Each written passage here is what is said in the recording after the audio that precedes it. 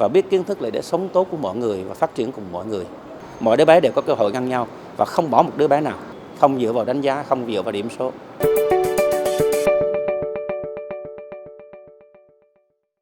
Nếu chúng ta định nghĩa bản sắc văn hóa là như vậy thì chúng ta sẽ thấy rằng là cái điều mà chỉ duy nhất ở Việt Nam có, mà có một cách mãnh liệt, nước khác không có hoặc có cũng chỉ bằng bạc hoặc ít thôi, thì đó là văn hóa duy tình, coi trọng tình cảm. Giáo dục con người ở Việt Nam không thể không giáo dục bản sắc dân tộc. Điểm thứ hai đó là trong thời đại công nghệ 4.0 và đặc biệt là thời đại toàn cầu hóa, chưa bao giờ mà vấn đề coi trọng tình người, coi trọng sự sống chung với nhau làm sao cho tốt, làm sao có thể phát triển đồng bộ với nhau chưa bao giờ quan trọng hơn lúc này. Càng đi về công nghệ, càng đi về tự động điều khiển và robot, người ta càng sống với nhau tình cảm hơn, người ta càng biết vì nhau hơn. Cho nên lúc này chính là lúc mà văn hóa duy tình phải được đề cao. Đó là lý do chúng tôi xem nó là một phần triết lý của giáo dục Phần Lan tại châu Á nói chung và tại Việt Nam này ở chúng tôi nói riêng.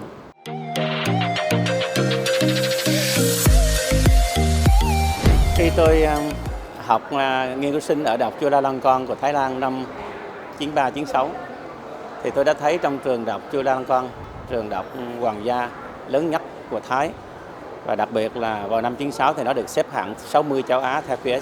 Thì trong trường đại học đó có một cái trường từ lớp 1 đến lớp 12. Lúc đó tôi đã suy nghĩ ra lý do vì sao họ làm vậy.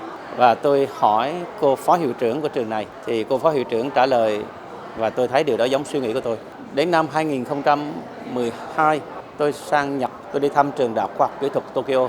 Thì trong Đại học Khoa học Kỹ thuật Tokyo cũng có một trường từ lớp 1 đến lớp 12 y như vậy. Và tôi hỏi cái người mà hướng dẫn tôi, tức là ông ấy là thành viên hội đồng quản trị của Đại học Khoa học Tokyo. Ông ấy cũng trả lời cái lý do vì sao có cái trường đó và điều đó cũng đúng với suy nghĩ của tôi. Từ năm 1996, tức là 2-3 năm về trước, tôi đã ấp ủ cái việc là nếu mà tôi làm việc trong một đại học, tôi cũng hy vọng là đại học đó sẽ có một cái trường từ lớp 1 đến lớp 12 y như vậy. Tuy nhiên, vào lúc đó thì Đại học Tôn Đức Thắng không thể thành lập được trường bên trong trường do hạn chế bởi luật giáo dục. Luật giáo dục không cho phép thành lập trường tiểu học, trung học bên trong trường đại học. Mãi cho đến đầu năm 2015 khi nguyên Thủ tướng Nguyễn Tấn Dũng vào thăm chúng tôi có đặt vấn đề xin ông 2 điều. Trong đó có một điều là xin cho chúng tôi thí điểm xây dựng một trường cấp 1, cấp 2, cấp 3 trong trường đại học vì 3 lý do. Và hôm đó ông đã đồng ý. Từ giữa năm 2015 cho tới suốt giữa năm 2019 này là cả một quá trình lo thành lập trường.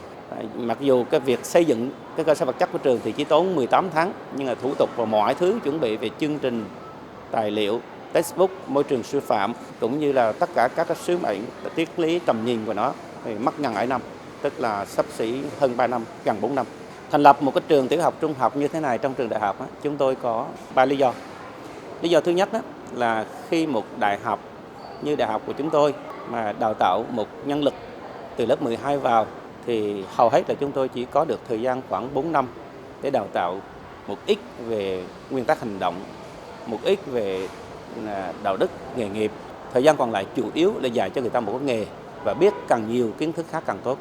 Nhưng khi mà chúng tôi đào tạo một đứa trẻ từ lớp 1 đến lớp 12 và vào thẳng đại học của trường này, chúng tôi có tới 16 năm. Và 16 năm đó là thời gian đủ để có thể đào tạo cho một con người có đầy đủ triết lý về cuộc sống, am hiểu tất cả các vấn đề liên quan tới nhân sinh quan, vũ trụ quan, am hiểu về cuộc đời, lý do vì sao tồn tại để làm gì và tồn tại để thực hiện sứ mạng gì, và xây dựng được cho mình một cái bản lĩnh cũng như một cái mục tiêu sống rất rõ ràng. Những con người như vậy mới có thể giúp để thay đổi cuộc sống, giúp để thay đổi nhận thức. Cái thứ hai là với một cái trường tiểu học, trung học bên trong trường đại học như vậy, chúng tôi có cơ hội lựa chọn được những con người tinh hoa để có thể dành cho họ một chế độ đào tạo đặc biệt ở đại học và sau đại học. Điểm thứ ba nữa đó là chúng ta đều thấy rằng hiện nay giáo dục tiểu học và trung học của đất nước đang rất là hỏng. Chúng ta biết nó bất cập rất nhiều, nhưng mà bao nhiêu năm nay chúng ta không có cách giải quyết. Từ hồi nhỏ là đứa bé của một trường tiểu học hay trung học nước ngoài đã được dạy rằng là biết kiến thức để làm gì, biết kiến thức là để làm tốt một nghề và biết nhiều chuyện khác càng nhiều càng tốt, và biết kiến thức là để sống tốt của mọi người và phát triển cùng mọi người.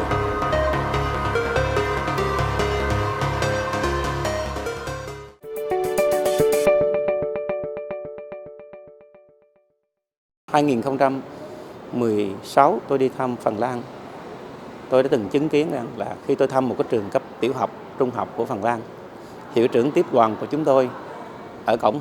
Sau đó ông xin phép ông đi làm việc và ông hẹn là đến giờ trưa thì ông sẽ gặp lại đoàn chúng tôi ở bữa ăn trưa. Sau đó ông nhường cho một người hướng dẫn đoàn chúng tôi đi tham quan. Đó là một em bé nữ sinh lớp 8. Em bé cầm chương trình và hướng dẫn chúng tôi bằng tiếng Anh. Em bé có thể nói tiếng Anh chưa hay lắm nhưng rất lưu loát, rõ ràng và chính xác. Dẫn chúng tôi đi thăm từng phòng. Khi đến phòng thực hành kinh tế gia đình thì tôi thấy các em đang làm bánh, một số em đang may vá, một số em đang thêu. Thì tôi có hỏi một em nữ sinh lớp 7 rằng là con thêu cái áo này cho ai? Con thêu để làm thủ công hay là con thêu áo cho người? Nói rằng con thêu cái áo này cho mẹ con. Con có bao giờ may áo cho chính con không? Thì em ấy trả lời rằng là quần áo con đang mặc này do chính con tự cắt và tự may. Bạn bè trong cái lớp của con và những bạn chung quanh đây ai cũng làm được. Đến cái đoạn làm bánh thì tôi thấy cả nữ sinh lẫn nam sinh đều làm bánh. Và tôi cũng rất ngạc nhiên là học sinh lớp 6 có, lớp 7 có, lớp 8 có. Các em làm bánh rất là hay. Tôi hỏi các em làm bánh để giải quyết bài tập, dự án hay các em làm bánh để ăn hay là để chia nhau hay để bán. Các em nói các em làm bánh cho tất cả các mục đích đó. Và lát nữa đây đến giờ trưa khi thầy ăn thì thầy sẽ thấy những sản phẩm mà tụi con làm đây trên bàn của thầy. Như vậy từ cấp 2 các em đã rất giỏi nghề. Đó là lý do vì sao mà Phần Lan là nước mà có tỷ lệ người học lớp 12 vào thẳng đại học rất thấp so thế giới, là việc hầu hết các em ra lập nghiệp sau khi hết năm lớp 9 hoặc hết năm lớp 12. Một đất nước như vậy là một đất nước rất lành mạnh. Đất nước đó nó tự phân luồng và giáo dục mọi cái đều ổn thỏa. Chỉ có những gia đình có điều kiện hoặc những em mà nó đi theo hướng học hành tinh hoa nó mới vào thẳng đại học. Còn những em mà đi theo hướng thương hiến người nghề nghiệp là đa phần ra làm nghề trước, vững nghề nghiệp rồi mới bắt đầu học đại học. Và học đại học thì cũng đi theo hướng ứng dụng. Chính vì vậy cho nên đất nước của người ta không bao giờ có tình trạng thiếu nhân lực. Và như vậy bây giờ chúng tôi thấy như thế nào? 10 năm qua Đại học Tôn Đức Thắng đã là hình mẫu, vừa tạo cảm hứng, vừa tạo năng lượng, cũng như là kinh nghiệm thực tiễn để cho nhà nước tổng kết và có những quyết sách về tự chủ đơn vị sự nghiệp công lập nói chung và tự chủ đơn vị sự nghiệp công lập trong đại học nói riêng, trong giáo dục đại học nói riêng. Trường chúng tôi sẽ làm được điều đó là vì chúng tôi làm thực tế. Mọi việc ở đây đều là thực tế, mọi việc ở đây đều rất rõ ràng. Cho nên mọi người đến đây tin và về làm theo. Hiện nay chúng tôi đã tiếp khoảng hơn 1.000 trường đến đây tham quan. Trong đó có những trường nói rất cảm động là họ đi thăm chúng tôi xong về họ biết là họ không thể làm được như chúng tôi. Tuy nhiên không thể làm được hết cả 100 điều thì phải làm được tối thiểu 1-2 điều dễ, và họ đã làm và điều đó làm cho chúng tôi rất là vui. Như vậy ánh sáng và năng lượng từ đây đã tỏa và làm tỏa đến mọi nơi và làm cho mọi nơi thay đổi. Đó là những gì chúng tôi đã làm trong 10 năm.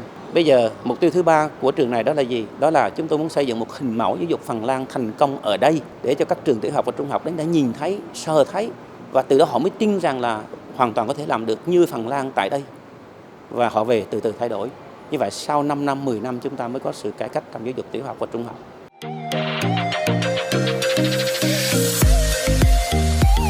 Thứ nhất là sau khi có chủ trương của chính phủ năm 2015 thì chúng tôi đã nghiên cứu mô hình của Úc, của Mỹ, của Canada, của Anh và kể cả của Nhật, của Singapore luôn. Nhưng tại sao chúng tôi chọn Phần Lan? Vì chúng tôi đã đọc nhiều tài liệu để thấy rằng là cái giáo dục của Phần Lan hiện nay nó đang có 3 ưu điểm. Đó là một nền giáo dục không dựa vào đánh giá, không dựa vào điểm số. Một nền giáo dục không dựa vào thành tích. Một nền giáo dục không yêu cầu phải học bài ở nhà. Một nền giáo dục mà chủ trương là mọi đứa bé đến trường phải vui vẻ mới học được. Và chỉ khi đứa bé hạnh phúc thì đứa bé đó mới phát triển toàn diện. Một nền giáo dục dựa vào nguyên lý là không để lại ai phải lọt phía sau. Mọi đứa bé đều có cơ hội ngang nhau và không bỏ một đứa bé nào. Tôi thấy nền giáo dục này nhân bản, bảo đảm sự công bằng, đúng như tôn chỉ đất nước chúng ta. Và đặc biệt là nền giáo dục này nó trực tiếp phản biện lại cái giáo dục thi cử, cái giáo dục dựa vào thành tích và cái giáo dục nặng nề của chúng ta hiện nay.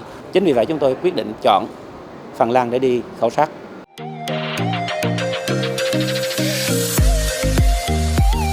Trong thời đại toàn cầu và 4.0, điều đó lại càng quan trọng. Duy tình là cái văn hóa đặc trưng nhất của Việt Nam.